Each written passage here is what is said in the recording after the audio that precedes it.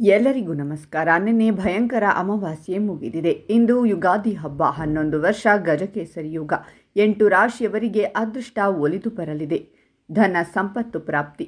ಹಾಗಾದರೆ ಅಂತಹ ಅದೃಷ್ಟವಂತ ರಾಶಿಗಳು ಯಾವುವು ಅಂತ ನೋಡೋಣ ಬನ್ನಿ.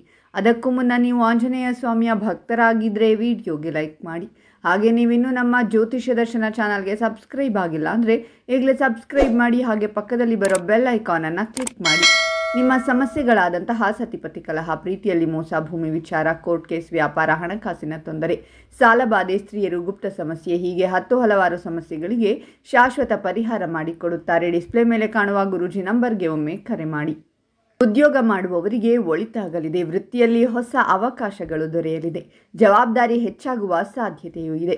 ಅದರಿಂದಾಗಿ ಆದಾಯ ಗಳಿಕೆ ಹೆಚ್ಚಾಗಲಿದೆ. ಆರ್ಥಿಕ ಸ್ಥಿತಿಗತಿ ಉತ್ತಮಗೊಳ್ಳಲಿದೆ. ಉದ್ಯೋಗ ಹುಡುಕುತ್ತಿರುವವರಿಗೆ ಸಿಹಿ ಸುದ್ದಿ ಸಿಗಲಿದೆ. ಅತ್ಯುತ್ತಮ ಕೆಲಸ ನಿಮ್ಮನ್ನ ಅರಸಿಕೊಂಡು ಬರುವ ಸಾಧ್ಯತೆ ಇದೆ. ಉದ್ಯೋಗ ಮಾಡುವ ಎಲ್ಲರಿಗೂ ಮೇಲಧಿಕಾರಿಗಳಿಂದ ಮೆಚ್ಚುಗೆ ಸಿಗಲಿದೆ.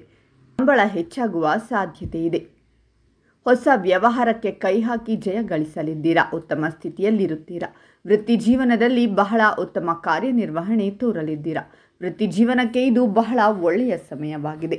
ಆತ್ಮವಿಶ್ವಾಸದಿಂದ ಕಂಗೊಳಿಸುತ್ತೀರಾ. ಏನೇ ಕೆಲಸ ಬಂದರೂ ವಿಶ್ವಾಸದಿಂದ ಮಾಡಿ ಮುಗಿಸಲಿದ್ದೀರಾ. ಈ ಸಂದರ್ಭದಲ್ಲಿ ವಿದೇಶ ಪ್ರಯಾಣಕ್ಕೆ ಹೋಗುವ ಅವಕಾಶವೂ ಎದುರಾಗಬಹುದಾಗಿದೆ. ಅದರಿಂದ ಲಾಭವೂ ಸಹ ದೊರೆಯಲಿದೆ. ಉದ್ಯಮದಲ್ಲಿ ನಿರತರಾಗಿರುವವರಿಗೆ ಒಳ್ಳೆಯ ಸಮಯ ಇದಾಗಿದೆ. ನಿಮ್ಮ ಉದ್ಯಮ ವಿಸ್ತರಣೆ ಆಲೋಚನೆ ನಿಮಗಿದ್ದರೆ ಅದರಿಂದ ಲಾಭ ಸಿಗಬಹುದು. ವಿದ್ಯಾರ್ಥಿಗಳಿಗೂ ಇದು ಶುಭ ಕಾಲ. ನೀವು ಉತ್ತಮ ಫಲಿತಾಂಶಗಳನ್ನು ಪಡೆಯಲಿದ್ದೀರಾ. ನಿಮ್ಮ ಶ್ರಮವನ್ನು ಮುಂದುವರಿಸಿ, ಅದಕ್ಕೆ ತಕ್ಕ ಫಲ ಸಿಗಲಿದೆ. ಆರ್ಥಿಕ ಸ್ಥಿತಿಗತಿ ಉತ್ತಮಗೊಳಿಸಲು ಹೆಚ್ಚುವರಿ ಕೆಲಸ ಮಾಡಲಿದ್ದೀರಾ. ಹೊಸ ಆದಾಯದ ಮೂಲ ಪಡೆದುಕೊಳ್ಳುತ್ತೀರಾ. ಈ ಸಮಯದಲ್ಲಿ ಧಾರ್ಮಿಕ ಚಟುವಟಿಕೆಗಳಲ್ಲೂ ಪಾಲ್ಗೊಳ್ಳಲಿದ್ದೀರಾ. ಉದ್ಯಮ ಮಾಡುತ್ತಿರುವವರಿಗಂತೂ ಹೆಚ್ಚು ಪ್ರಯೋಜನಗಳು ದೊರೆಯಲಿವೆ. ಉದ್ಯಮದಲ್ಲಿ ಲಾಭ ಗಳಿಸುತ್ತೀರಾ. ಆರ್ಥಿಕ ಸ್ಥಿತಿ ಉತ್ತಮಗೊಳ್ಳಲಿದೆ. ಆರ್ಥಿಕ ಸ್ಥಿತಿ ಉತ್ತಮಗೊಂಡಷ್ಟು ಒತ್ತಡ ಕಡಿಮೆಯಾಗಲಿದೆ. ಶಾಂತಚಿತ್ತರಾಗಿ ಕಾರ್ಯನಿರ್ವಹಿಸಲಿದ್ದೀರಾ. ಕುಟುಂಬದಲ್ಲಿ ಹೆಚ್ಚಿನ ಸಮಯ ಕಳೆಯುವುದು ಒಳ್ಳೆಯದು.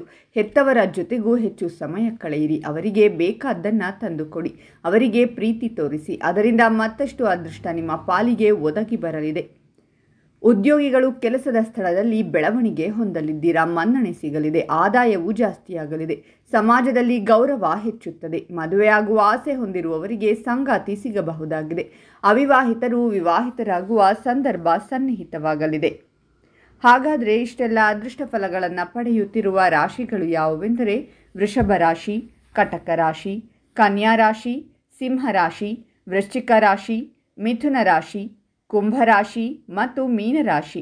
ಇವುಗಳಲ್ಲಿ ನಿಮ್ಮ ರಾಶಿ ಇದ್ದರೂ ಇಲ್ಲದಿದ್ದರೂ ಓಂ ಆಂಜನೇಯಾಯ ನಮಃ ಅಂತ ಕಾಮೆಂಟ್ ಮಾಡಿ. ಈ ವಿಡಿಯೋವನ್ನು ಲೈಕ್ ಮಾಡಿ ಮತ್ತು ಎಲ್ಲರಿಗೂ ಶೇರ್ ಮಾಡಿ.